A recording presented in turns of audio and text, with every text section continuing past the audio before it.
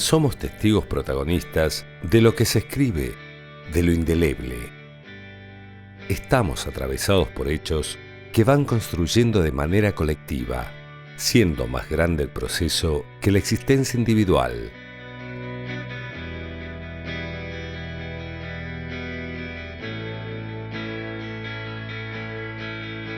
Siempre hay contextos que dan sentido, que decantan lo que queda en algunos rincones de la vida. La historia, eso que sobrevive al tiempo.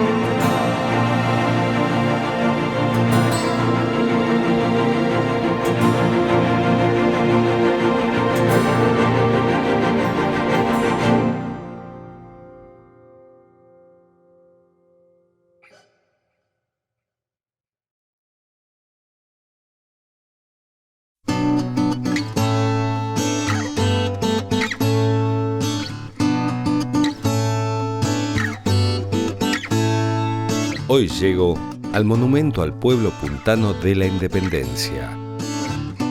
Recientemente se cumplieron 30 años de su inauguración.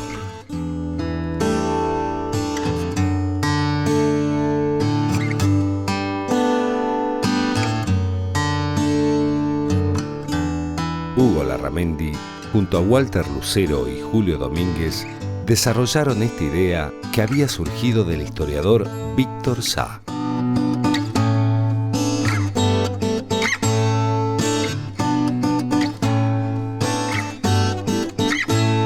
Hugo, 30 años del monumento, ¿sí? ¿Qué ha pasado en este tiempo de 30 años de haber ideado con el grupo que lo hicieron a hoy el monumento? ¿Cómo lo ves? Yo el monumento lo veo siempre, ya no lo veo tan seguido. Es como un hijo que se ha alejado. Y bueno, y el tiempo que pasó, 30 años, ahora me doy cuenta que son varios años. Y bueno, y el tiempo ha sido tremendamente importante porque yo calculaba que en el año 1951 Víctor Sá publica en esos cuadernos que existían en esa época la necesidad de homenajear al heroico pueblo puntano. Él lo manifiesta en el año 1951. Yo tenía 5 años. Es decir, que no sabía que existía Víctor Sá, no sabía que existía. Es decir, que el valor de ese monumento es Víctor Sá. Empieza mucho antes de que se hiciera, ¿no? Sí, sí, sí. Y bueno, yo con 44 años en ese momento, recién me vinculo con mayor fuerza, mayor conocimiento, mayor experiencia en ese tema. Y juntándonos con Walter Lucero y Julio Domínguez, que también ya nos han dejado, comenzamos a trabajar y lo desarrollamos, lo imaginamos, lo buscamos y en perfecta armonía.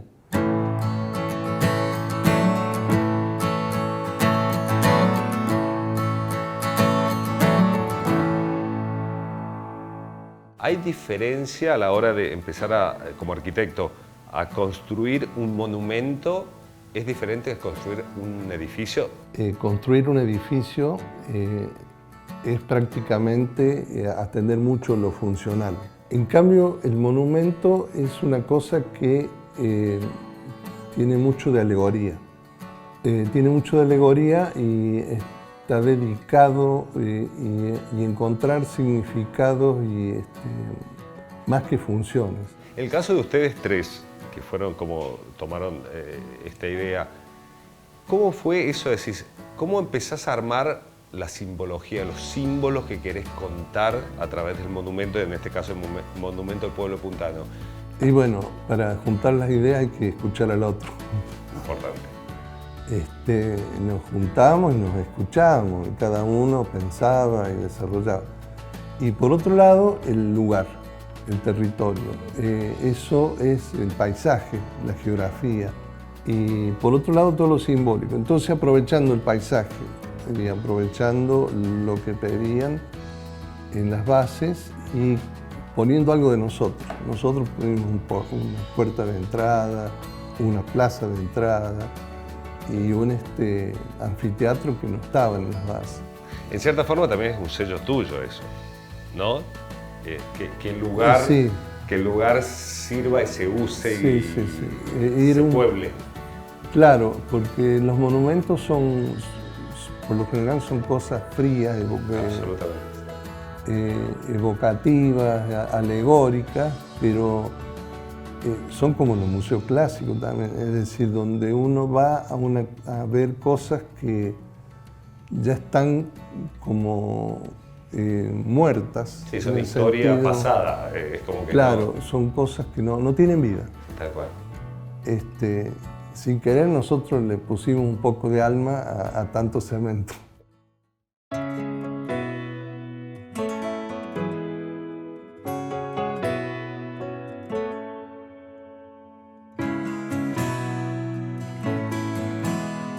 Este monumento responde a un hecho histórico puntual. Es el fortalecimiento en memoria a los hombres que dieron su vida por la patria.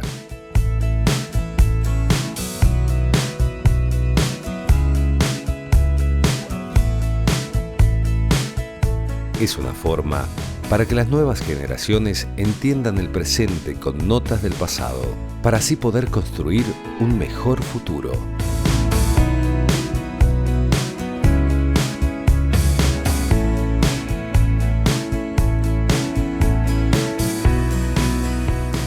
Martín, ¿cuál fue el motivo para realizar el monumento al pueblo puntano? Bueno, muy buena tu pregunta. El origen es un anhelo de un gran profesor, historiador también de la provincia de San Luis, que fue don Víctor Sá. Don Víctor Sá siempre consideraba que todos aquellos que se sumaron a la gesta de la independencia no solamente fueron los hombres que fueron a pelear, sino también la sufrieron, la padecieron y aportaron los que quedaron en San Luis, hombres, mujeres y niños. Entonces él anhelaba un monumento que abrace a todo el pueblo de San Luis. Fue así que en 1991, el 17 de agosto, ¿no es cierto?, donde era el predio, la estancia de don Tomás Luis Osorio, que se llamaba Las Chacras, se hace el monumento al pueblo puntano de la independencia. Don Víctor Sá no lo llegó a ver, pero fue la idea que se toma de él y se inaugura ese monumento. Y el nombre lo dice, Monumento Puntano al pueblo de la independencia. Es abrazar a toda esa ciudad de San Luis, en aquel momento que todavía no era provincia, sabemos que fue provincia en 1820, todo el aporte que dio San Luis representado en un monumento.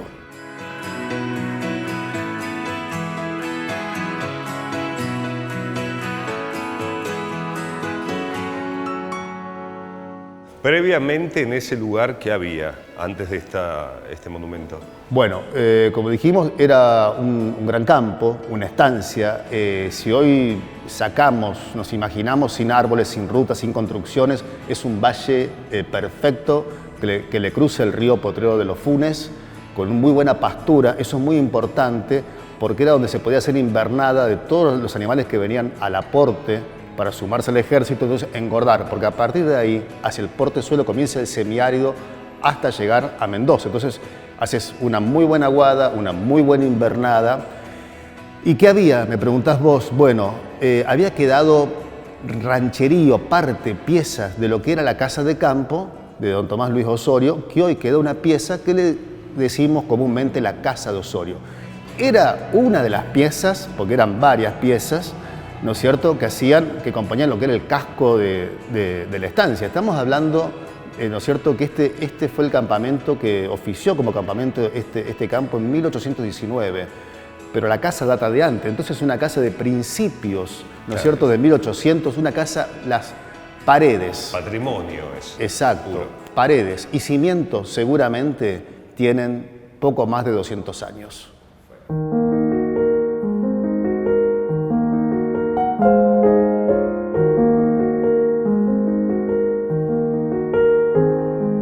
¿El espacio antes que se hiciera el monumento estaba valorizado por la historia que tenía o estaba como perdido y el monumento trajo de vuelta la historia importante de San Luis?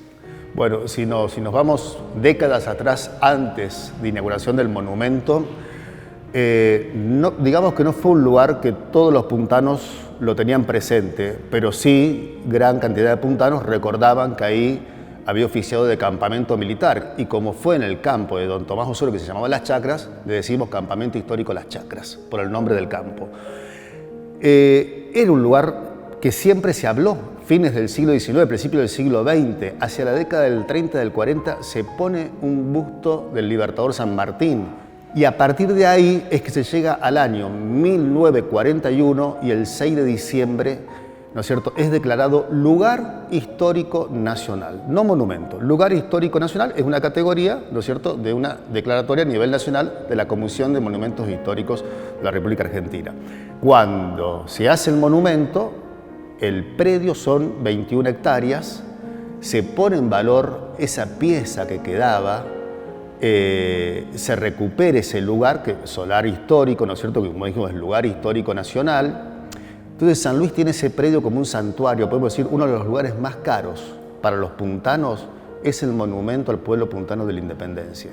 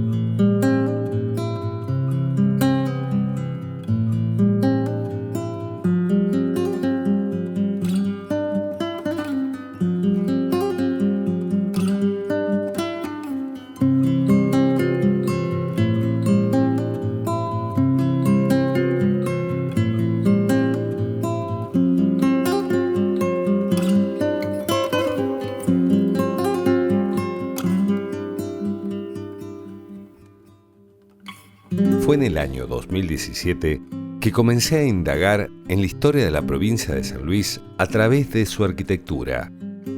En ese momento, este monumento fue de los primeros lugares que investigué.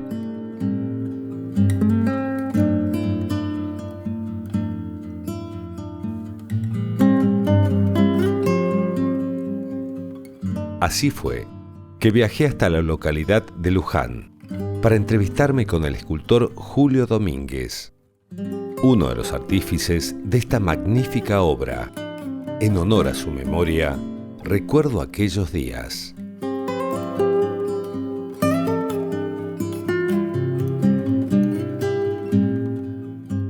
A mí me tocó hacer la interpretación gráfica, el dibujo, el diseño del monumento.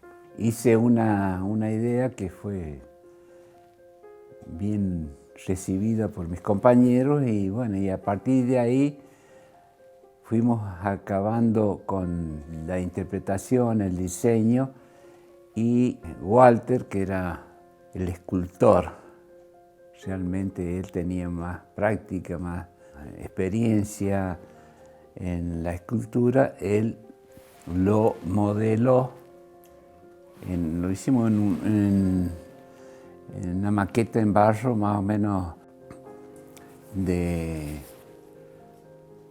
60 centímetros, digamos, en arcilla. Esta figura tiene 4,50 metros de alto, desde los pies ahí hasta acá. Y entre esto y esto hay más de 8 metros, así, casi 10. Y entonces dijimos, en barro no podemos hacer para que ellos hagan los moldes una cosa de tal tamaño.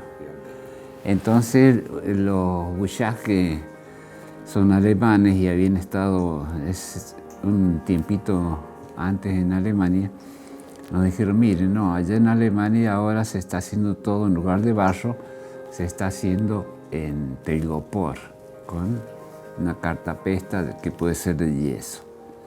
Y a partir de ahí empezamos, dibujamos el proyecto sobre los telgopores con fibra, y una vez que estuvieron dibujados, hicimos unos cortadores, Semelin se llaman, unos cortadores eléctricos con una resistencia que nos permitían ir cortando el dibujo y quedaba la forma así digamos, en planos ortogonales. Entonces después había que ir con el cepillo y modelarlo a ese telgopor de manera que quedara la figura en su volumen real. Lo llevaron a Buenos Aires, cortados en segmentos, en sectores, y allá hacían un molde de eso que recibían ellos y después hacían una fundición. ¿Y lo mandaron fragmentado para acá y después acá lo unieron? No. ¿O ya lo mandaron? Hicimos dos secciones. El cuerpo del que vendría a ser el pueblo puntano vino entero así, ya unido a Buenos Aires, incluso patinado con el bronce. Y este vino aparte, que en realidad vino el hombre solo y el pedestal, digamos, del hombre puntano vino con los dos venados y lo unieron acá en San Luis, en las chacras. ¿Cuánto tiempo pasaban por día trabajando sobre esto? Y estábamos durante casi un año, estuvimos todos los días. ¿Todos los días? Todos los días. Gran parte de este trabajo lo terminamos haciendo en un galpón que nos prestó el ejército porque estaba cerca de mi casa. Y ahí íbamos con Walter y con mis hijos, y hasta mi señora fue a trabajar ahí. Eso de pronto la familia colaboraba. Sí. ¿Qué sintió cuando lo apoyaron por primera vez en esa cola? Después de tanto trabajo, lo apoyaron en la flor para decir, bueno, que acá se va a quedar. Acá está, para siempre.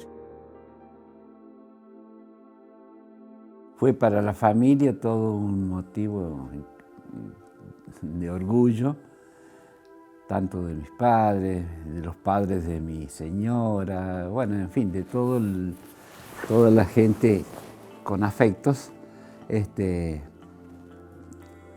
Una obra que, por supuesto, es inolvidable y no se va a volver a repetir.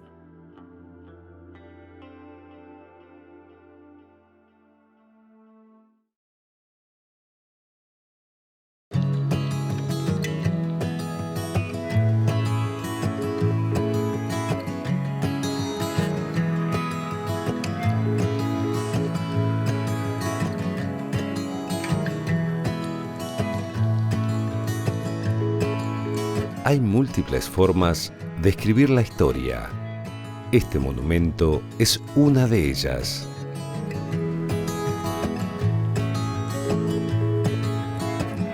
David es historiador y profesor de historia. Este lugar es muy importante en su tarea como educador.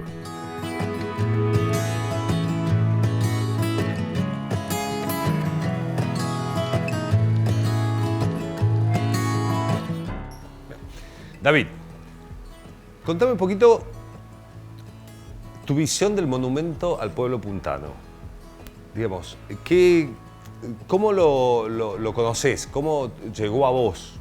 el monumento puntano llegó a mí cuando estaba en su construcción, o sea, cuando uno venía a pasear, iba para el lado de Juan Acolay, veía esos movimientos que había. Cuando terminó, que ya estaba inaugurado, uno se encontró con algo que era un monumento. Y todo lo que representa ese monumento, dentro de lo que es lo simbólico y, si se quiere, también lo histórico, también es monumental. En base a eso, a lo que representa, ¿con qué nos podemos encontrar en la estructura? Bueno, la estructura, consta de 4 grandes cubos de granito en los cuales se apuesta lo que es la escultura. Claro, la central. Fíjate que la parte fundamental es ese hombre que está con los brazos estirados, ¿no? Con esa característica pinta de indígena, ¿no? Y el aporte que dio San Luis, no solo desde lo militar, desde los hombres, sino también desde el apoyo de, por ejemplo, de hacer las cerraduras, de hacer las armas, de aportar víveres. Estamos hablando de 1819, suponete San Luis tenía cerca de 16.000 habitantes y aportó 5.000 hombres a la campaña de San Martín.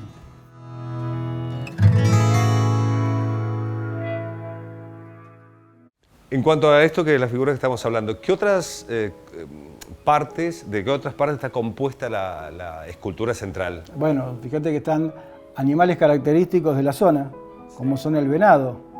Vos fíjate que el venado está representado también en nuestro escudo.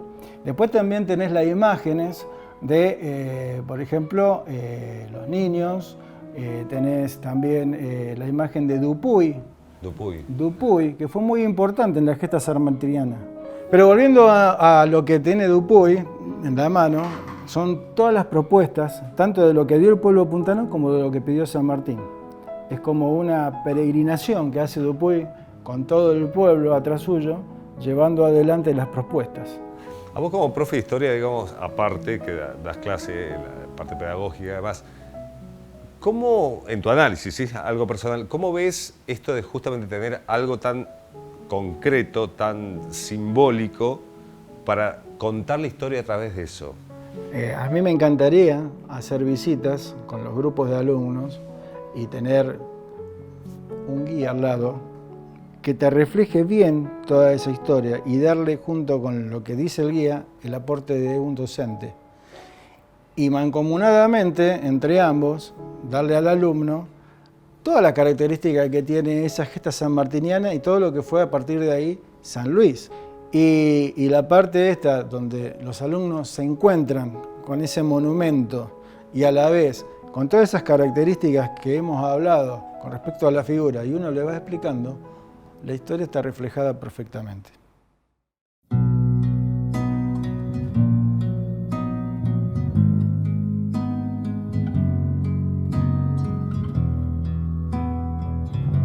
«30 años pasaron de mi primera visita a este lugar. Una vida aconteció. En el medio, los años fueron armando una historia donde el tiempo no se detuvo, porque esa es una de sus virtudes.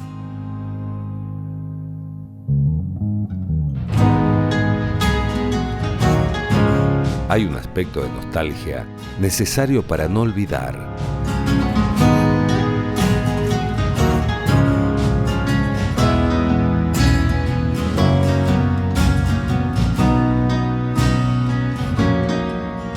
Como así también hay un instante preciso de atención al presente que nos sirve de guía para poder estar aquí y ahora.